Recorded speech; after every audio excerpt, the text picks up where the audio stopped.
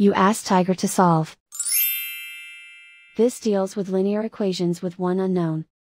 The final result is k=4. Let's solve it step by step. Simplify the expression. Find the greatest common factor of the numerator and denominator. Factor out and cancel the greatest common factor. Isolate the k. Multiply both sides by k+3. Multiply the fractions. Simplify the arithmetic. Multiply the fractions. Expand the parentheses. Simplify the arithmetic. Break up the fraction. Swap sides.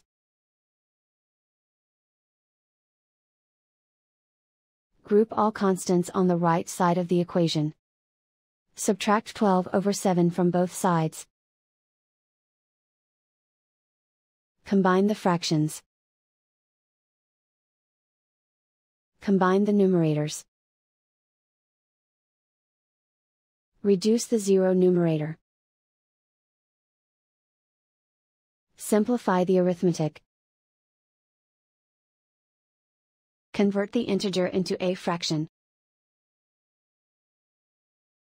Combine the fractions. Combine the numerators. Isolate the k.